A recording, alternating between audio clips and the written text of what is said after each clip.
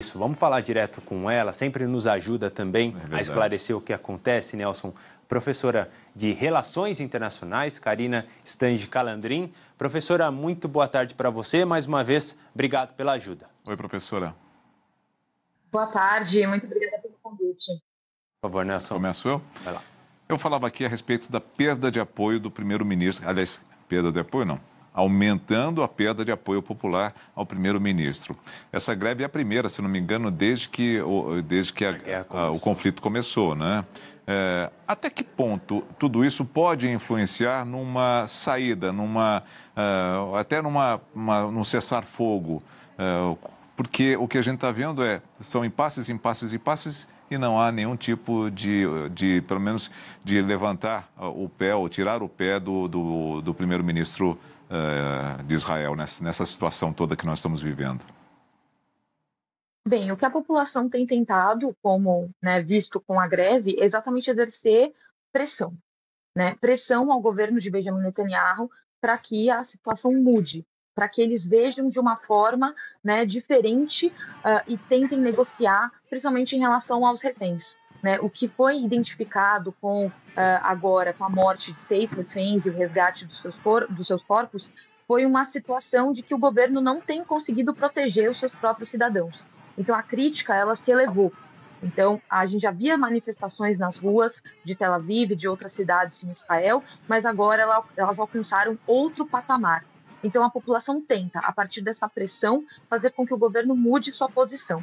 O que nós vemos agora são membros do governo mudando o discurso. Então, isso pode consolidar uma perda de apoio para Benjamin Netanyahu, o que no sistema parlamentarista, se ele perder muito apoio, pode consolidar numa dissolução do parlamento, numa queda do governo e futuramente novas eleições serem convocadas, ou até mesmo antes disso, vendo essa possibilidade de perda de apoio, o premier Benjamin Netanyahu pensar em rever sua posição. É isso que a população tenta a partir dessa pressão e dessas manifestações, incluindo a greve geral.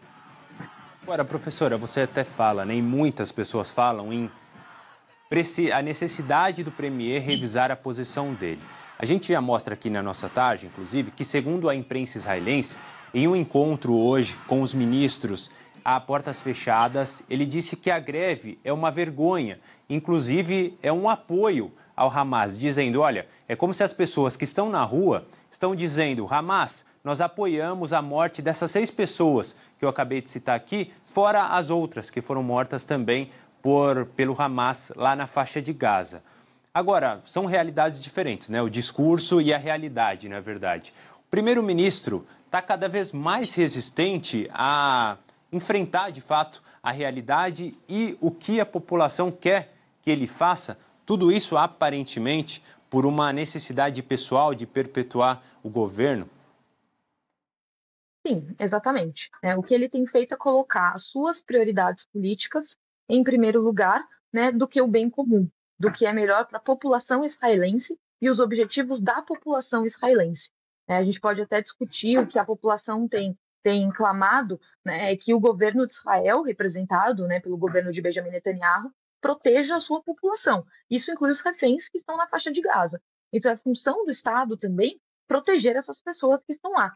E o que a população coloca em xeque é a postura que o governo tem adotado em manter a operação militar, ao invés de negociar um resgate desses reféns, visto que houve uma primeira negociação em novembro do ano passado, que levou ao retorno de 100 reféns para Israel, e que a operação militar em si não conseguiu um resgate de uma dezena de reféns, não chegou a uma dezena.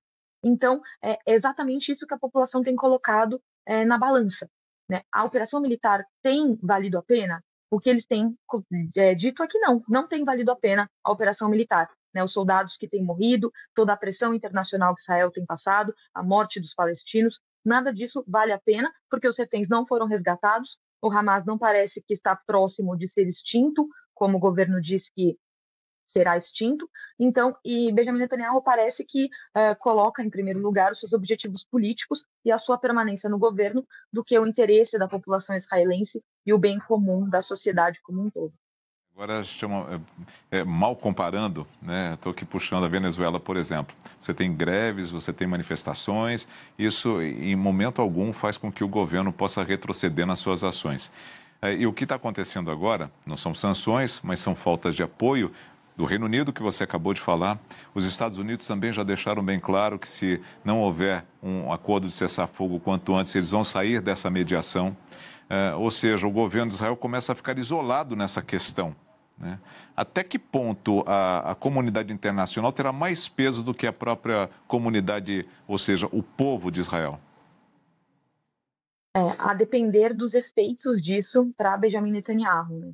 Ele tem esticado, né, o elástico, vamos dizer assim, ao máximo que ele pode, né? Então, no máximo que ele conseguir se manter no poder, né, de uma maneira que para ele seja vantajoso, que ele consiga manter o governo e consiga atender os seus próprios objetivos, ele o fará. Né? Por isso que a guerra se estende até agora, né, já é a guerra mais longeva de Israel, os objetivos da própria guerra não são claros, não fica já, né, evidente para a população israelense que o retorno dos reféns não é prioridade para o governo, né? Então não fica claro qual é o objetivo dessa operação militar, então seria o fim do Hamas, mas o que seria esse fim, né? Como que o Hamas seria extinto? Então essa discussão, e ele tenta nesse tensionamento que ele coloca do nós contra eles, então dizendo que a própria população israelense é a favor do Hamas, sendo que o que eles estão sentindo é uma indignação com essa morte dos 6 reféns, né, pelo Hamas, mas que o governo israelense poderia ter feito algo para impedir essa morte, né? O que acontece é que do Hamas eles não podem esperar muito, porque o Hamas é entendido como um grupo terrorista, e do governo de Israel eles podem cobrar, que é o governo do país, né, o governo do Estado. Então, o sistema internacional também tem um papel de fazer essa cobrança e pressionar para que o governo Netanyahu mude de posição. Mas essa pressão interna e externa são a última esperança para que o governo reveja essa posição e altere, né, o curso da guerra. Professor, ainda temos um pequeno tempinho para uma última pergunta. O Nelson citou os Estados Unidos, eu quero continuar nisso, porque agora mais cedo o presidente Joe Biden foi perguntado, quando chegava na Casa Branca, para participar inclusive de uma reunião sobre Israel, os repórteres perguntaram, olha, o senhor acha que o premier Benjamin Netanyahu está fazendo o suficiente para fechar um acordo? E ele disse claramente, não. Ou seja, uma nova crítica dos Estados Unidos aberta a Israel, principal aliado americano lá no Oriente Médio. Isso, de certa maneira, claro, abertamente mostra a preocupação dos americanos. Mas, na prática, vai ter algum tipo de mudança? Porque Israel, teoricamente, teria que aliviar, né, as questões duras da negociação. Mas, no fim das contas, a gente não vê isso. A crítica dos Estados Unidos vai ajudar ou não? Bem, se a crítica continuar apenas nas palavras de Joe Biden e do governo em si, provavelmente não. Porque os interesses de Netanyahu, como eu já havia dito, né, eles vão do interesse político pessoal dele. Então, ele vai até as últimas consequências para manter essa posição de poder que ele tem, né, mais do que outras consequências da guerra. Então, nesse sentido, né, os Estados Unidos teriam que ir além, né, retirar esse apoio de uma maneira mais prática. Perfeito. Muito obrigado, professora, mais uma vez por nos ajudar. Professora de Relações Internacionais, Karina Stange Calandrin. Ótima semana, professora. Tchau, professora. Obrigado. Tchau, boa semana. Valeu.